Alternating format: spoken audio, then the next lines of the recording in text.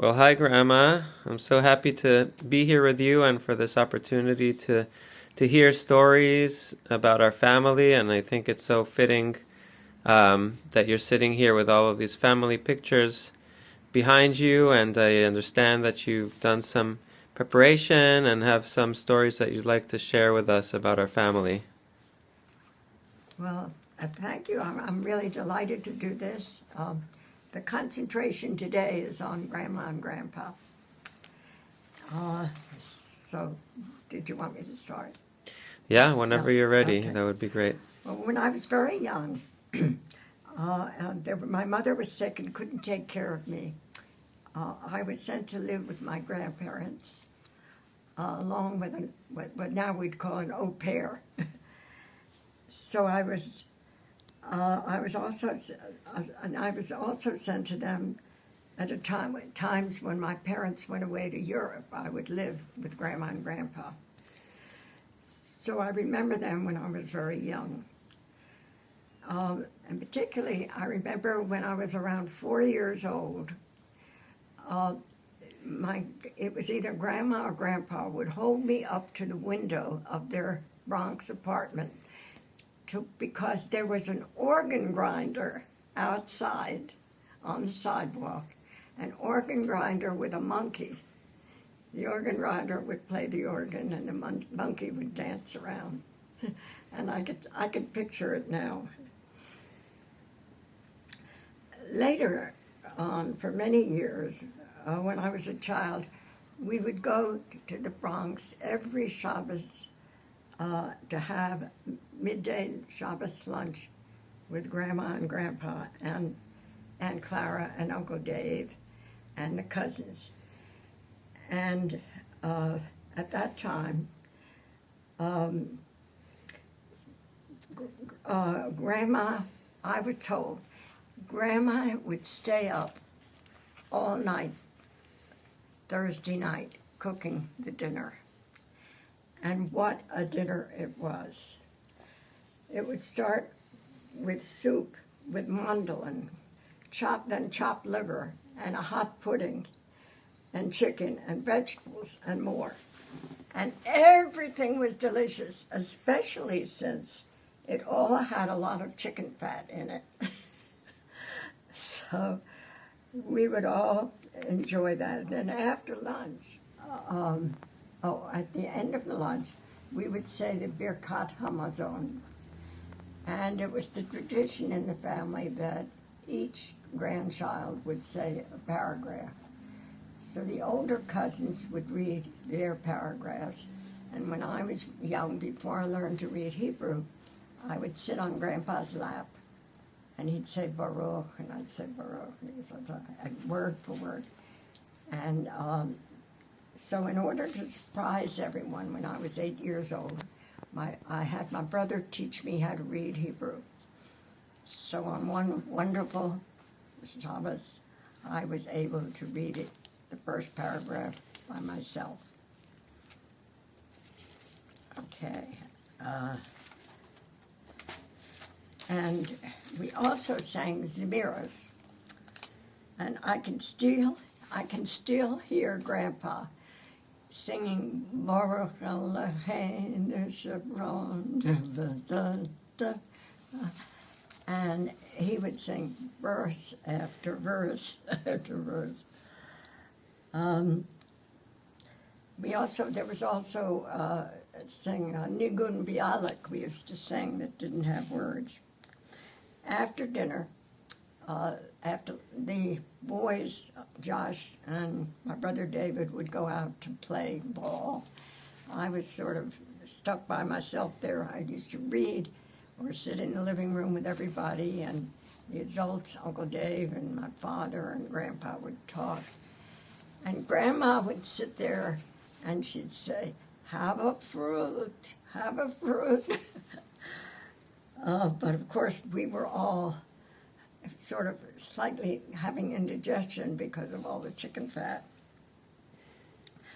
And I especially remember when I was older, one late afternoon in the front hall where some of the books were kept. Grandpa showed me the Talmuds. And he explained to me that every day he'd read a certain section of it, and at the end of 7 years, he would have completed the whole Talmud. So this was the beginning of the Daf Yomi, which is now very widespread. People all over the world, I think, are doing this. But I think that Grandpa was in it in the very beginning. Later on, many years later, when I went to camp, when I would go away to camp, I would write to Grandma and Grandpa. I would write letters. And Grandpa would always answer. And one time, I remember I wrote in the letter that he should, that I excuse me for the shigiyot, the mistakes. And Grandpa answered me, and in his letter he said, Re'i ba'ayin b'shigiyot, because obviously I had misspelled the word shigiyot, and that was how he told me, which is kind of an example of him as a teacher. But I think it was really interesting that he answered my letters. And I found later on, as you probably know, that all the grandchildren would write to him and he would answer everybody. It was really amazing. When I was in camp, when I was at college, at Bryn Mawr College, I used to sing in the chorus. And part of our job as the chorus was to participate in a sort of theoretically ecumenical service on a Sunday night. They would have it every other Sunday. And I guess it was more like ecumenical Christian. But what surprised me and was, well, not that, but was something that impressed me was that whatever minister was there would talk very much about God and belief in God. And I was sort of surprised by that, because in my Hebrew education, we really didn't emphasize belief. And so when I came home, I talked to Grandpa, and he said, and I'm telling this story because I guess it also kind of shows my relationship with him, that he was the person I could talk to. And he said to me that the reason for the difference was that Judaism emphasized a way of life. It didn't put as much emphasis on belief, which I found very interesting. But as you could see, I really felt I could talk to Grandpa about all these things. I want to talk about Grandma. Grandpa was the star, but he certainly could not have done it without her.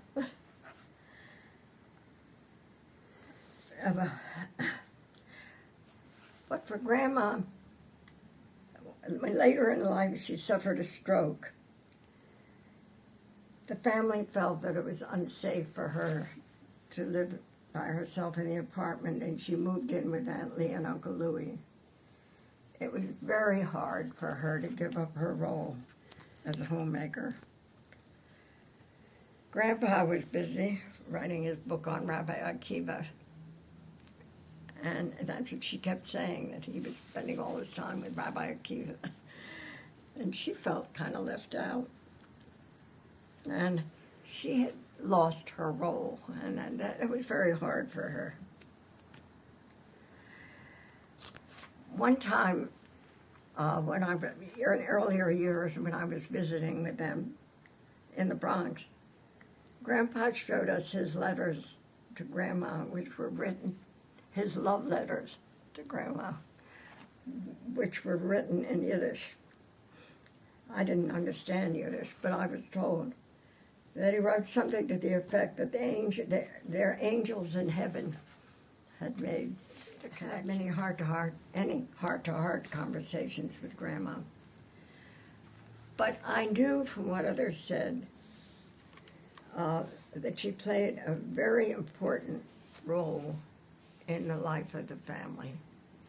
In the early years in Romania, when they were living in Romania and they were struggling financially, she really kept the family going. There was a letter from Aunt Leah, which I can't find now, but she described what a struggle it was for them to live and how Grandma kept them going in those early years. And then when they moved to the United States, the neighborhood they lived in was not very nice, and there were gangs on the streets, and the kids committed crimes, and she was very concerned about how her children would be influenced by all this, and she worked very hard on that. And also, if they came home with lice, she was appalled because she was very, very much very concerned about cleanliness. She scrubbed and scrubbed everything. And so she, Grandpa got all the credit. He was the star. But she was the one who really kept the family going. And that's what I wanted to say. She also used to describe one interesting thing is when she found out that a marriage had been arranged between her and Grandpa. And she went to the synagogue, and she was sitting in the balcony, and he was called to the Torah, and she saw this handsome young man, and how happy she was. I can picture that in my mind now. Well, So those are, I guess those are the memories that come to mind at this time. But I felt really very close to them, to both of them, and it's a pleasure to tell you. yeah, that feeling of closeness with both of them, and also their characters and the way that they contributed to your relationships and what they gave to the family and their characters really comes through the story. So thank you for sharing these wonderful stories. Thank you. Okay, well, we thought this would be a good opportunity to talk to you about the family. This is all a big experiment. So, okay, let's go. I thought the best way to start is to talk about how my family would go and visit Grandma and Grandpa. Every Shabbos, we would go there for lunch. And Grandma would prepare a very, very and big dinner with all kinds of courses. And we would sit around the table. Now, at the table would be my family, and Mordecai and Lillian, my parents, and my brother David and I. But hosting it, of course, was Grandpa and Grandma, and Uncle Dave and Aunt Clara and their two boys would come. So now let's show some pictures. Let's see. There would be Grandpa and Grandma and Aunt Clara and Uncle Dave, and also their sons, Charles and Josh. And so I would be there with my brother, and that's me in those days. So that was a time when we really got to know the family very well. So now I'll talk about a little about the cousins who are in this picture. Let's see, you want to focus on the picture now and I'll just identify. That was my brother. This was Uncle Dave. And his Aunt Clara. And that was my father's sister. Yeah. Aunt Anna, who was Isidore's. And this was Uncle Isidore. This is Rhoda and Charles. Serena, my mother. Josh, cousin Joshua, and Uncle Joshua. Aunt Priva, my father. Aunt Leah, as I said, Grandpa and Grandma. Uncle Isidore, or Yitzchak, as he called himself. Aunt Clara. Uncle Louie. Let's see. This was Hetty. Did I do Priva? Yeah, I think.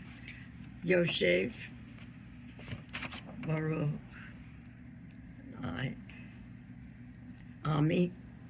At that time we called him Yo-Yo. He was Yosef. And Ezra.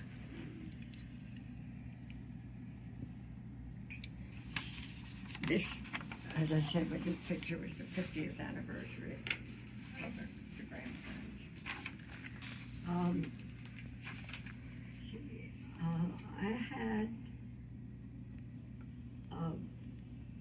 my relationship, I guess, with Baruch was mostly at Camp Yavna. You know, you may know Aunt Leah and Uncle Louie. Their dream was to found a camp, a Hebrew-speaking camp that would embody love of Judaism and still be a real camp with all the athletics. And they had this camp in New Hampshire, a beautiful setting. Actually, Grandma and Grandpa were there several summers, and Aunt Priva and Uncle Josh also. Now, I went one summer there when I was 16. I was in the oldest bunk.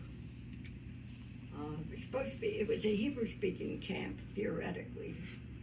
But I know in my bunk we cheated a little bit.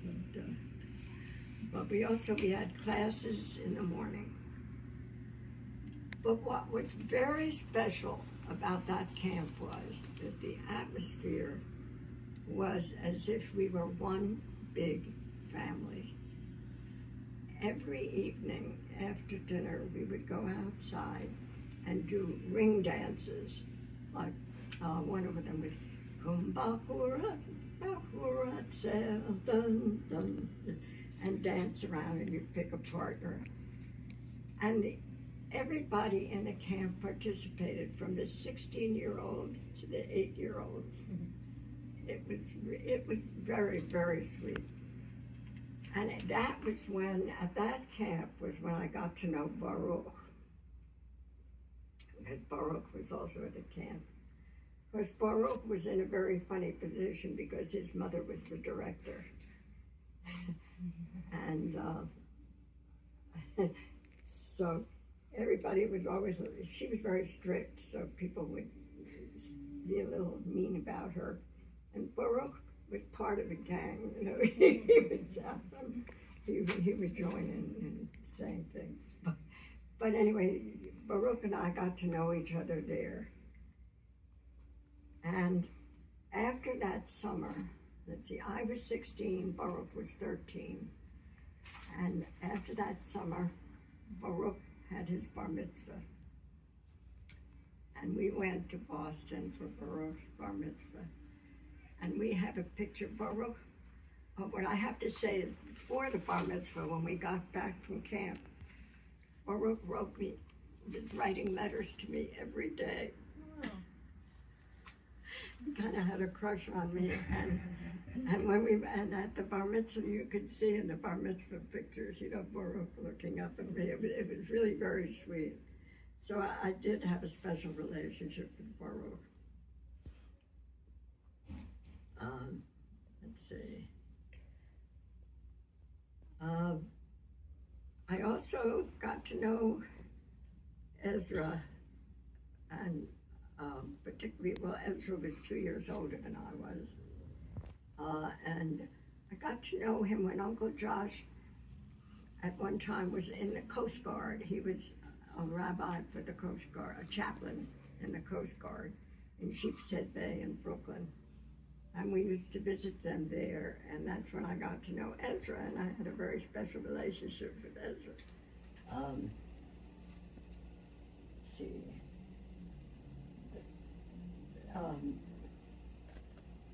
When Israel and when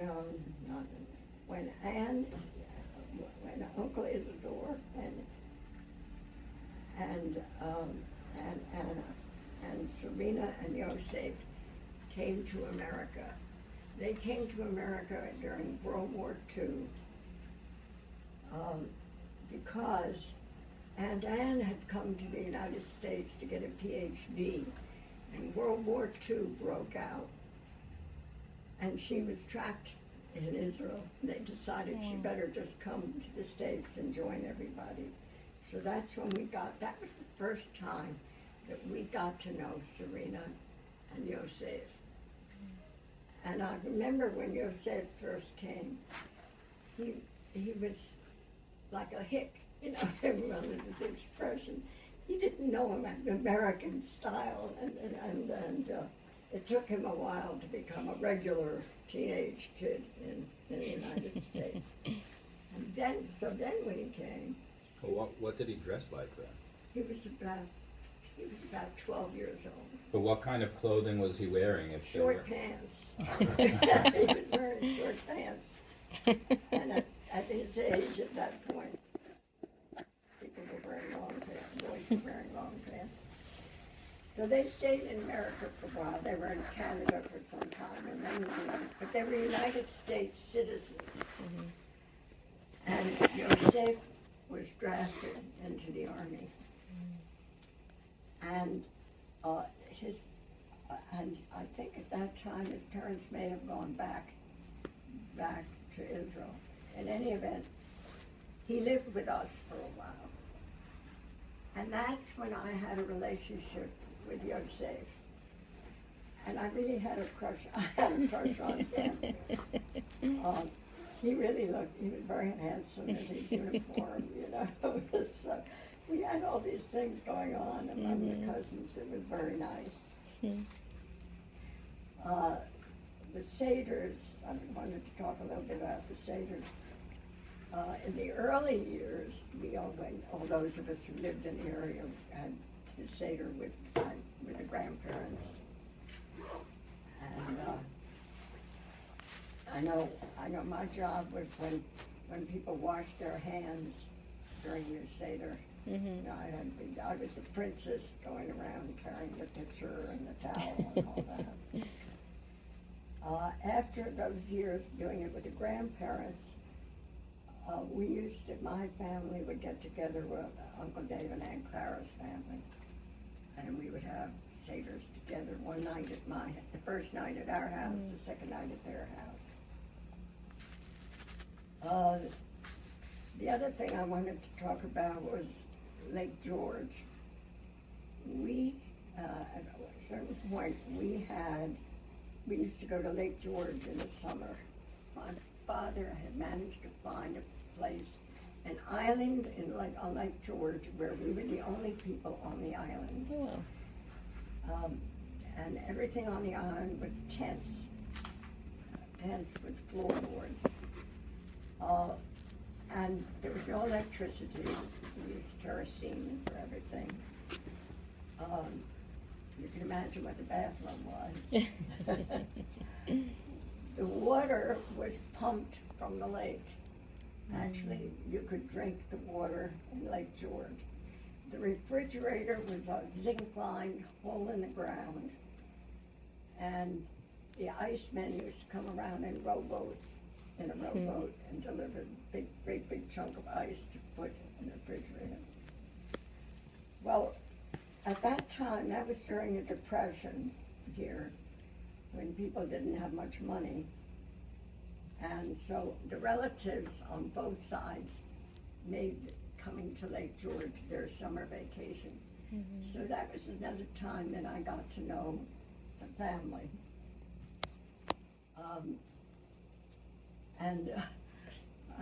One time when Priva and Uncle Josh and Ezra and Ami came, I remember I could distinctly have a picture. For some reason, Ezra was playing with matches, and he made a little fire, and the fire got bigger and bigger, and I, sitting there, and he was in a panic, and I happened to see him. That picture is still in my mind. The panic on Ezra's face as this fire up there. But they did manage to put the fire out. But that was one of many memories of events at Lake George. So, what else can I say? And Priva used to do a lot of crocheting and knitting. And she used to make outfits, very fancy outfits. And used to send them to me. Benny. And unfortunately, I really didn't particularly like the outfits. They were not in style. But she worked very hard on them, and it was very nice of her to do it. I have to say, just on a more personal note, I guess, when my husband Mel went to law school, he was at Harvard Law School in Boston, and he taught, in order to earn money, he taught Hebrew school in the Boston Hebrew school system, and his boss was Uncle Louis. And Uncle Louis had a daughter. He had Rhoda, who was a very good age to be Melvin. And of course they thought it would be a good match. And they used to have Mel for dinner on Friday night, often, and they had for Seder on Pesach. So he did take Rhoda out, but it wasn't a match for either one of them. He wasn't what she was looking for, and he knew that. And the end of that relationship was when he called up one day to ask for Rhoda, and they said, she has eloped. Wow. What a twist. That happened when she went off and got that. Oh, wow. Was that the same Uncle Louis who had the camp? Yeah. A camp and a school? Yeah. The same Uncle Louis. They were very invested in Hebrew education and the dream.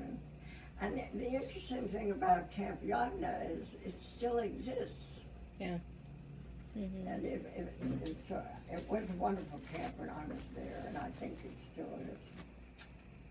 So that's what I prepared for now. Thank you. Rhoda got married. She wanted to earn money by teaching Hebrew, and Uncle Louis wouldn't hire her. Really? Really? Was she their only daughter? Yeah, Rhoda was the older one. Wow. So what was, she eloped and she got married? She married a musician that she did because, of course, they're down there. Their daughter is the first violinist in Los Angeles. Oh, so her daughter is the person who was the first violinist and Yeah. whose son went. I see. So he was a musician. But it was a big scandal at the time, you know, in the family. 'Cause he was not at all Jewishly oriented, you know. And that, to them, it was the all-important thing, Jewish education. Yeah, well, that's the irony about how it works, right? The people who are so involved in Jewish education and Jewish camp and are strict. And so that's it. So when Mel called me up, I think I told you, you know, he said, I know all your grandparents. Oh, they wanted him. You know? He was their ideal. They got him. And he knew it. He knew how they felt, you know. But they weren't meant for each other. She was not at all interested in that kind of stuff. Yeah, that's what it sounds like.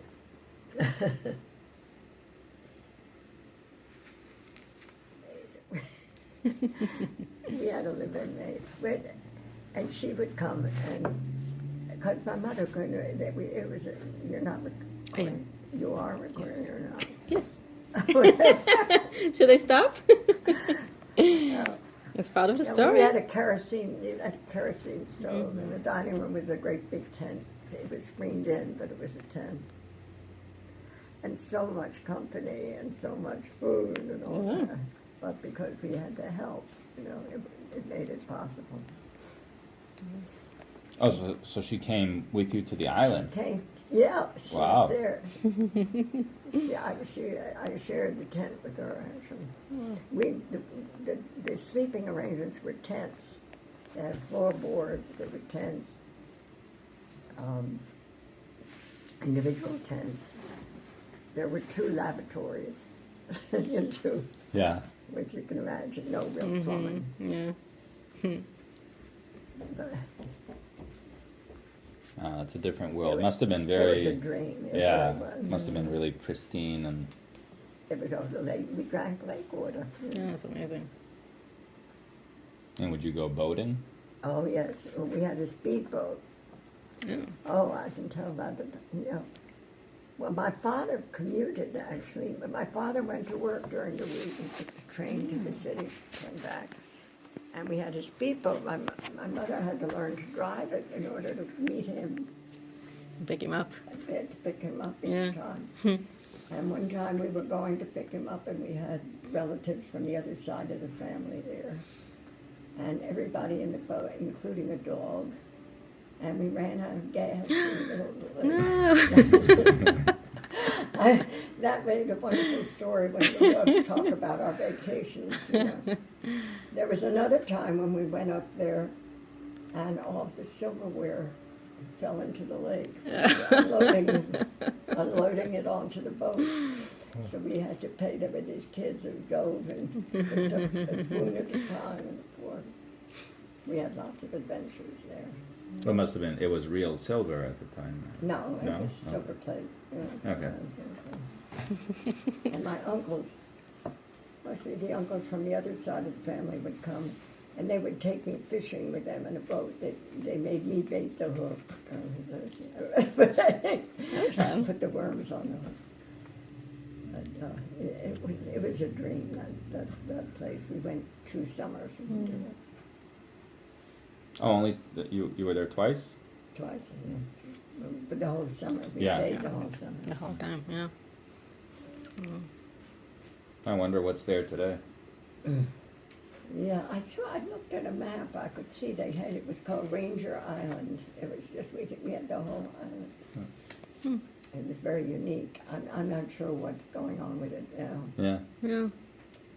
It was very inexpensive to rent it from the state.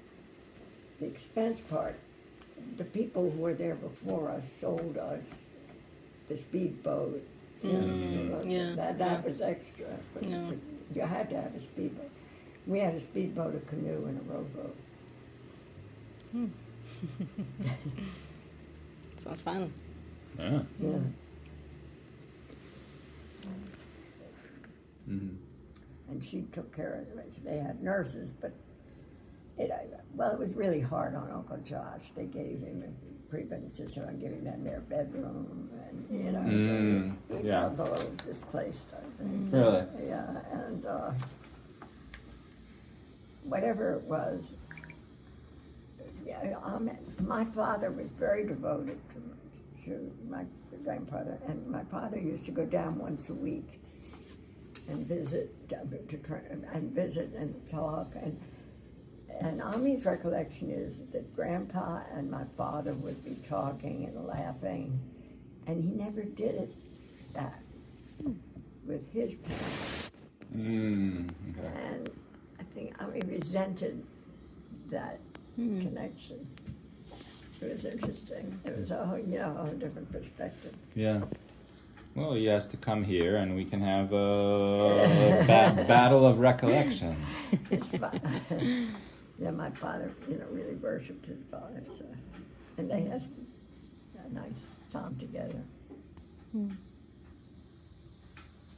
This was bar mitzvah. We all went to Utica for the bar mitzvah, and at that point, Baruch and Ami,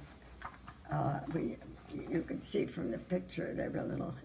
I know, but they were 5 or 6 years old, and they were little devils. Well, they went someplace, and we couldn't find them, and there was a real panic. We had to call the police department, and finally, somehow they got returned. But I mean, it was a lot of excitement for those two. Where were they? Where had they gone? I don't you'll have to ask them. Well, you can't ask Baruch now. Yeah, no, but that was very memorable at that bar mitzvah. To drive on Shabbos to come visit every week. Orthodox people today wouldn't do that, No. No way. Yeah. And look what it meant. It was such an influence on me, for instance. Although I think of all the grandchildren, I was at the biggest. I'm not that Orthodox, but it certainly had a big influence on my outlook, and Hebrew education's being so important and all that. So my grandfather really influenced me a tremendous amount. So, from that point of view, he was wise. Yeah. Yeah. But it would not be approved of today. No. So, So I guess I hadn't thought of that. So all of the cousins, nobody is particularly. None of them was Orthodox, and mostly they didn't maintain a conservative bent either. yeah, that's interesting, looking at them. Baruch was quite Orthodox. Did you Yeah. know him at all? Only when I was very young.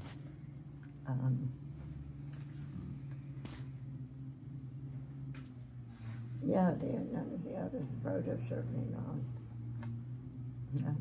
The other ones who went on Shabbos, not.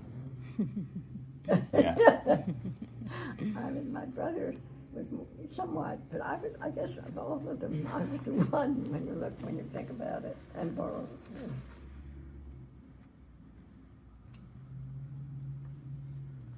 Yeah, that's interesting. But it's more than Shabbat. It's also a sense of family. Yeah. Right. Well, that, yeah, but as far as, of course, Yitzchak, well, you can see his face, you know. What's the word? Always? Severe. Yeah. Anna was very cheerful. Is Serena on here? Serena's not here, is she? Oh, yeah. There's Serena. She was a very interesting person. That was Joseph's sister. Yeah. She she was a dance teacher. She taught Really? in Tiberia. She used to go and to lead dance groups. She was also artistic. Oh, I didn't know She's a that. very, very interesting person. I remember as a child, I remember being told that she died of a bee sting, right? Yeah. As a child, that made a big impression on me. Yeah, it was very sad. You know, what the story was, her husband was kind of depressed and couldn't find himself. And he finally found himself in Roche. He had a place in Roche Pinat, and he raised bees. And that's when he was a beekeeper. And Serena discovered that she was allergic to bees, but she never told him Oh no. because she didn't want to ruin it for him.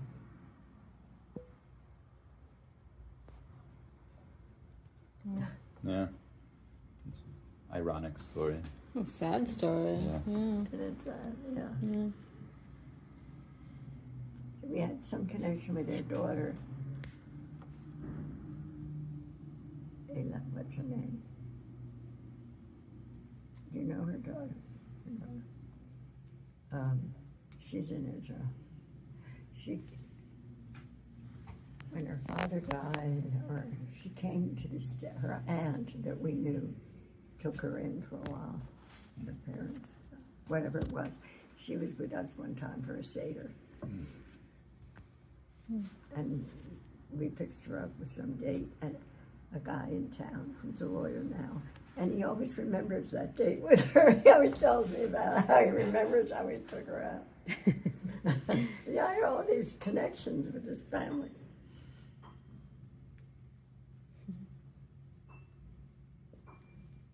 But Yosef and I really were close.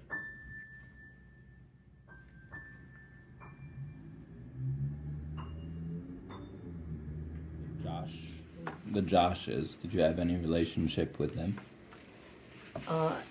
Yeah, well, every Saturday, he would. I was close, because we were together every Shabbos, Yeah. But mostly he and my brother would go play ball or something. They're a similar age? Yeah, about a year apart. Charles was the older, and he was a big shot, but they were similar in age, and they would go to the park and play ball, and I was stuck by myself. I remember I was reading Penrod. Do you remember that book, Penrod? I can picture it sitting in the kitchen reading. Uncle Dave was not a Jewish intellectual. He was a salesman, actually. It was the Depression. It was tough. And Clara, I guess I could have told more, but Aunt Clara was a teacher. She taught third grade. And she had wonderful tricks for when you add and multiply and raise it, math tricks. She was very sweet. She was really nice. So and Treva and Leah were strong women and strict and, sort of ambitious and all this. And Clara was a sweet, nice. But she was a teacher, and it was the Depression, and that was a good profession in the Depression. Oh, really? Yeah. That's interesting. But they were their sisters? Yeah. Clara. The children were, Leah was the oldest, Clara, my father, Uncle is Yitzhak, Serena's husband, Serena's father. I think it was Leah, Serena's father, Clara, my father, Priya. Priya was the youngest. I guess I could have said all that. But, You are. You just did.